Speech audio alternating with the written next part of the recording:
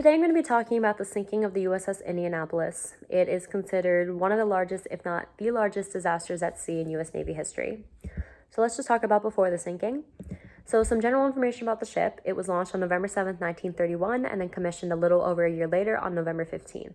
It was originally commanded by Captain John M. Smealy, and some technical specs: it was 9,800 tons, 610 feet long with a 66-foot-long beam, and it could reach top speeds of 37 miles per hour.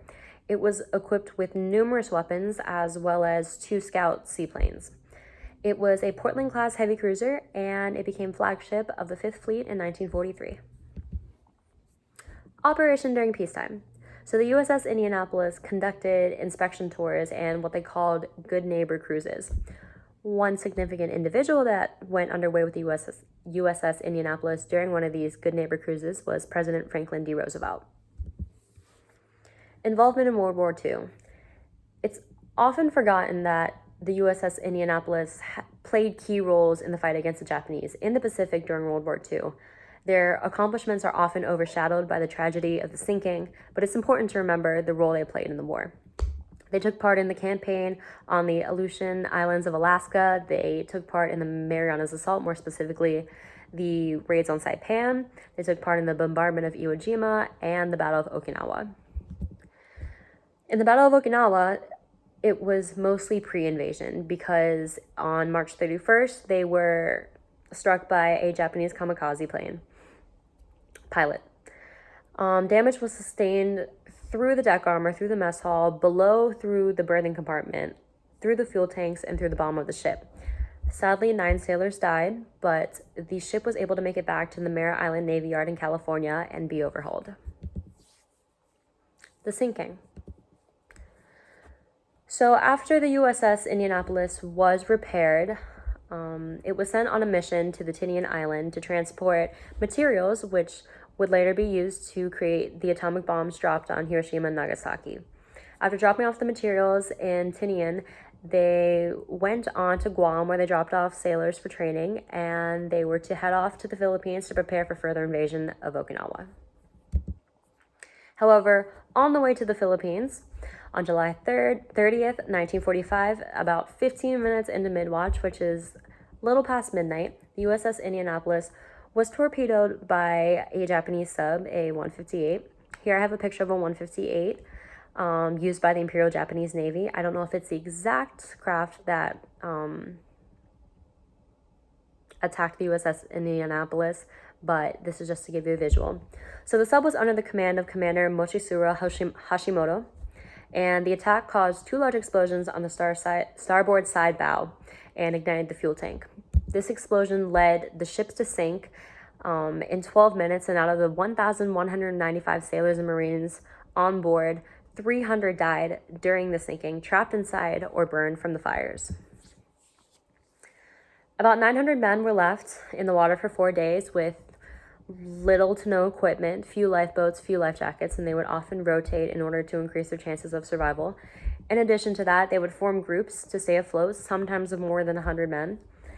There were definitely a large number of casualties, the majority coming from the sinking itself, but shark attacks, dehydration, and saltwater dilutions all played a part as well.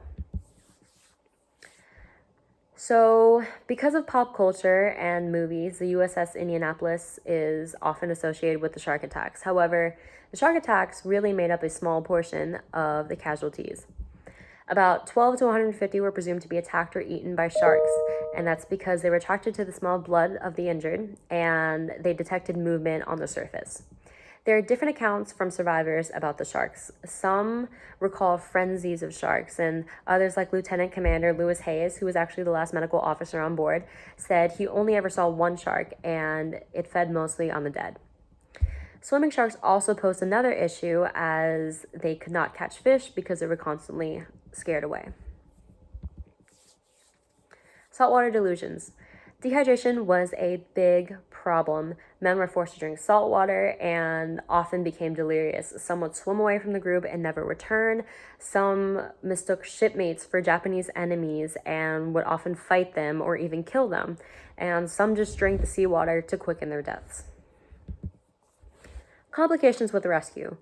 So no report was made when the ship didn't make it to the Philippines when it was supposed to, due to a misunderstanding of the movement report system, which means they were unaccounted for numerous days. They were later found on August 2nd, 1945 by a patrol plane. After that, all air and surface units were dispatched for a search and rescue, including 11 ships, which I have listed below here. The search lasted for a week, up until August 8th, and it ended up with a search radius of about 100 miles, and sadly only 316 were rescued. Here I have a timeline of the sinking, including all of the events I just went over, and they are displayed here just to give you a better visual.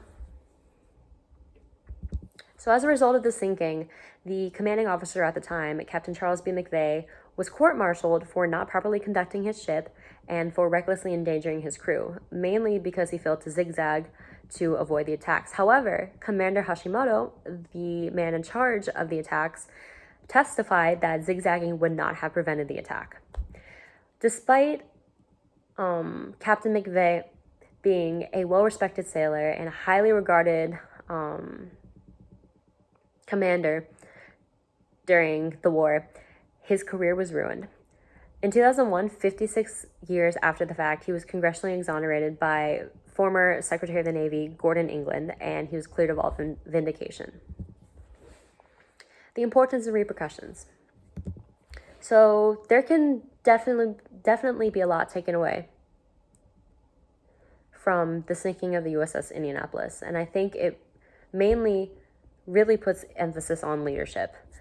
It demonstrated that the worst can happen at any moment, despite how well qualified and great a command and crew can be.